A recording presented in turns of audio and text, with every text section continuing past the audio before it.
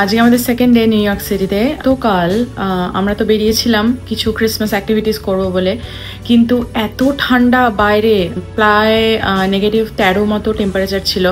তো আমরা খুব একটা বেশি কিছু করতে পারিনি, যেগুলো ইনডোর অ্যাক্টিভিটিস ছিল মোটামুটি সেগুলোই করার চেষ্টা করছিলাম, যাতে ঠান্ডা থেকে অ্যাটলিস্ট কিছুটা হলেও মানে রেহাই পাওয়া যায়। বাট আজকে ঠান্ডাটা একটু কম। আমরা ভাবছি এখানে কিছু ক্রিসমাস হলিডে মার্কেটস হয়, সেগুলোকে ভিজিট করব। আর রাতের দিকে রকাফেলার সেন্টারে একটা ক্রিসমাস ট্রি হয়, খুব সুন্দর লাইট দিয়ে সাজানো হয়, অনেকগুলো ট্রি আছে পরপর, ওই জায়গাগুলো দেখবো আর কি। তো দেখা যাক আমরা কি কি কভার করতে পারি। এগেন ঠান্ডাতে একটু জড়সড় অবস্থা হয়ে যাচ্ছে, বাট দেখা যাক কতটা হয়। এটার কান আছে। এই যে এখন আমরা রেডি হচ্ছি বেরোবো বলে। গতকালের এক্সপিরিয়েন্সের কথা মাথায় রেখে আজকে অনেকগুলো লেয়ার পরা হয়েছে। ও শার্ট, তার উপরে সোয়েটার, তার উপরে কোট, টুপি, মাফলার, গ্লাভস, কিছুই আর বাকি নেই। যা যা শীতের জামা কাপড় বাড়িতে ছিল সমস্ত কিছু পরে ফেলেছি।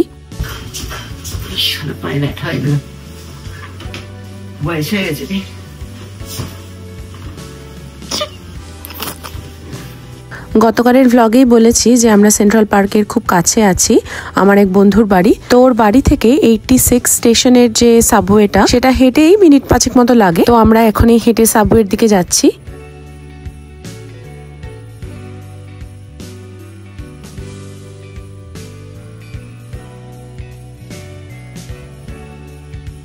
মিনিট 15 একটা সাবওয়ে গাড়ির পর আমরা পৌঁছে গেলাম ওয়াশিংটন স্কোয়ার পার্কে। এই পার্কটা ম্যানহাটনের গ্রিনিচ ভিলেজে অবস্থিত, আর এটা নিউ ইয়র্কের যে ফেমাস পার্কগুলো আছে তার মধ্যে একটা। এই পার্কের সেন্টারে আছে ওয়াশিংটন আর্চ, যেটা 1992 সালে জর্জ ওয়াশিংটনের নামে তৈরি করা হয়েছিল। আর ক্রিসমাসের সময় এই আর্চের সামনেই একটা বড় ক্রিসমাস ট্রি সাজানো হয়।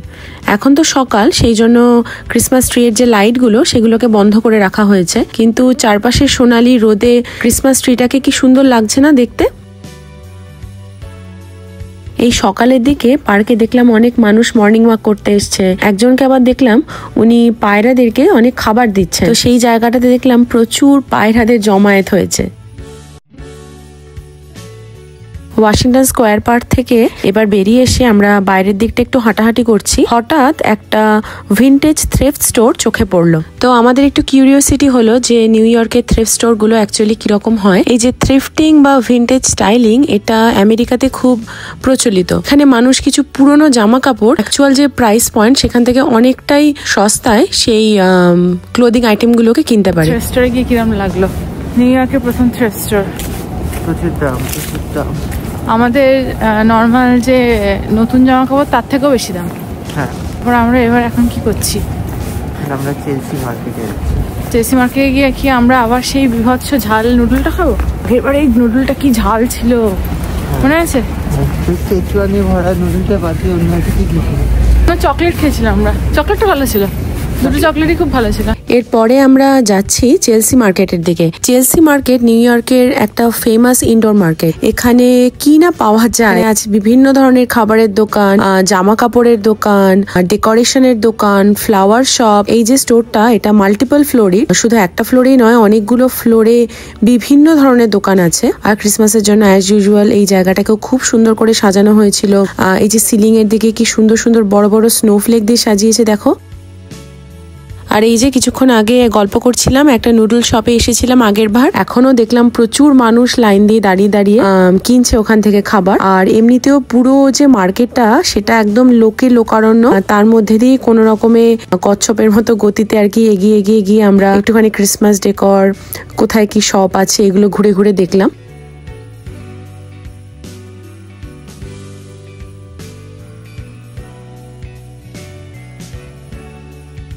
আমাদের খুব একটা খিদে পায়নি তখনও, তার কারণ আমরা কিছুক্ষণ আগে লাঞ্চ করে বেরিয়েছিলাম। কিন্তু একটা জিলাটোর স্টোর দেখে আমাদের মনে হলো একটু আইসক্রিম খাই, এখান থেকে একটা জিলাটো কিনলাম।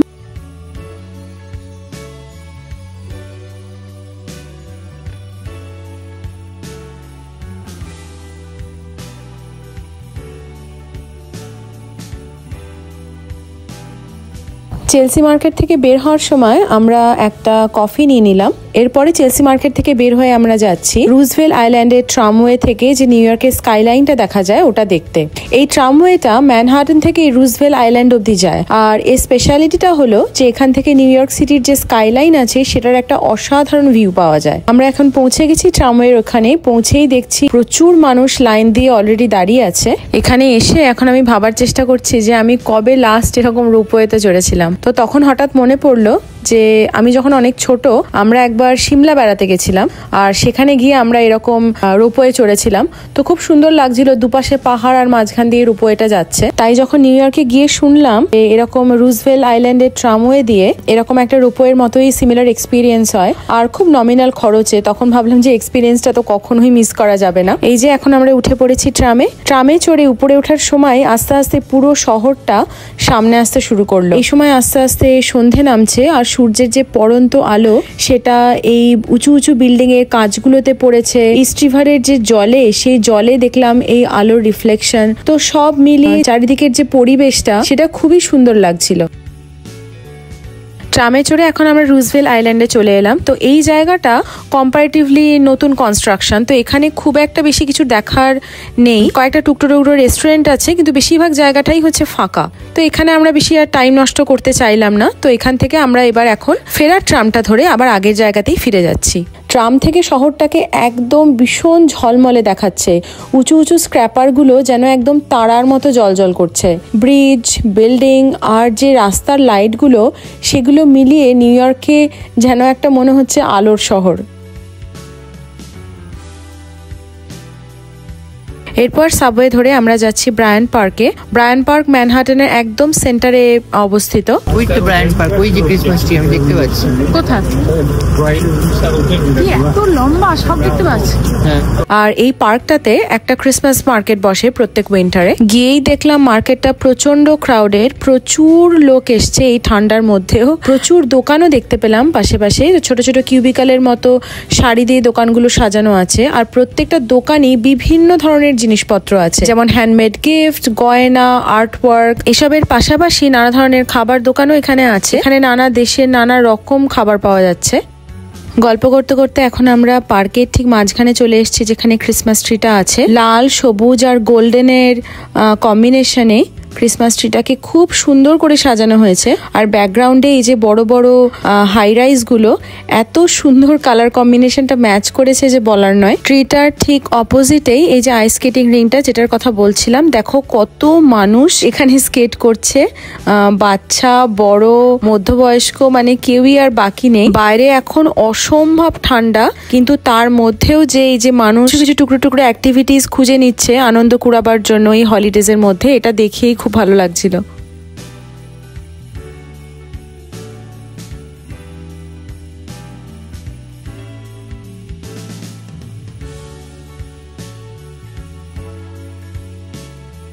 ব্রায়ান পার্কে বেশ অনেকক্ষণ ঘোরাঘুরি করে এখন আমাদের বেশ খিদে পেয়ে গেছে।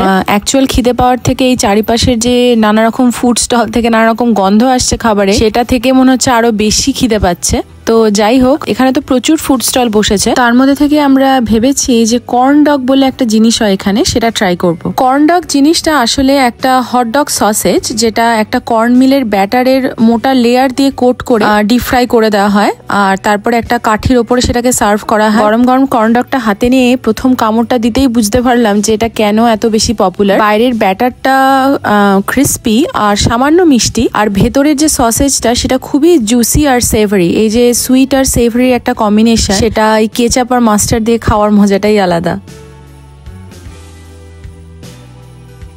ব্রায়ান পার্ক থেকে বেরিয়ে এবার আমরা যাচ্ছি রকাফেলার সেন্টারের ক্রিসমাস ট্রিটা দেখতে। মনে হচ্ছিল যত রাত বাড়ছে ঠান্ডাও তত বাড়ছে আর মানুষের ভিড়ও তত বাড়ছে। দেখো কি প্রচন্ড ভিড় রাস্তায়। যাই হোক, এটা মোটামুটি ওই মিনিট 15 হাঁটা পথ ব্রায়ান পার্ক থেকে রকাফেলার সেন্টার। তো এক্ষুনি আমরা পৌঁছে যাব। রকাফেলার সেন্টারের দিকে এগোচ্ছি তত ভিড় বাড়ছে, তাই না? হাঁটতে হাঁটতে এখন আমরা পৌঁছে গেছি রেডিও সিটি মিউজিক হলের সামনে। এটা একটা খুব আইকনিক থিয়েটার, যেখানে প্রতি বছর ক্রিসমাসে দ্য রকেটস বলে একটা শো দেখানো হয়, যেটা খুবই পপুলার। এই পুরো যে বিল্ডিংটা সেটা একদম আলোতে ভরিয়ে রেখেছে। আর এই যে একটা বড় সাইনবোর্ডে দেখো রেডিও সিটি বলে লেখাটা কিরম জলজল করছে। রাস্তা ঠিক অন্য পাশেই নজরে পড়লো বড় বড় জায়ান্ট অর্নামেন্টস। এগুলো আসলে বিশাল বড় বড় ক্রিসমাস বল, যেগুলো ফোয়ারা বা স্ট্যান্ডে সাজানো থাকে। এগুলো মেনলি নিউ ইয়র্কের যে ক্রিসমাস ডেকর তার একটা পার্ট। আর ছবি তোলার জন্য এই জায়গাটা একদম পারফেক্ট। এই যে কত মানুষ দাঁড়িয়ে দাঁড়িয়ে ছবি তুলছে দেখো। এই সুযোগে আমিও কয়েকটা ছবি তুলে নিলাম।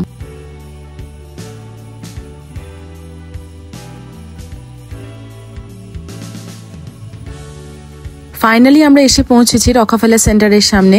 আর সামনে দাঁড়িয়ে চোখে পড়ছে বিশাল রকাফেলার সেন্টারের ক্রিসমাস ট্রি। এই ট্রিটা শুধু একটা গাছই না, এটা ক্রিসমাসের যে নিউ ইয়র্কের সেলিব্রেশন তার একটা প্রতীক বলা চলে। প্রতি বছর এখানে বিশাল একটা নরওয়ে স্প্রুস আনা হয় আর সেটাকে হাজার হাজার লাইট দিয়ে সাজানো হয়। আগে একদম ট্রি এর কাছ অব্দি যেতে দেওয়া হতো, কিন্তু এখন ভিড়ের জন্য কাউকেই একদম ট্রি এর কাছে যেতে দেওয়া হয় না। আর এখানে প্রচুর মানুষ জড়ো হয়েছে আর ভিড় ঠেলে ট্রি এর কাছে একটু যাওয়াটাই খুব কঠিন হয়ে গেছে। রকাফেলার সেন্টারের ক্রিসমাস ট্রি এর আরেকটা স্পেশাল ব্যাপার হচ্ছে যে ট্রি এর ঠিক নিচেই আছে একটা বিশাল বড় আইস স্কেটিং রিং, আর তাকে ঘিরে মানুষের ভিড় সব সময় লেগে আছে।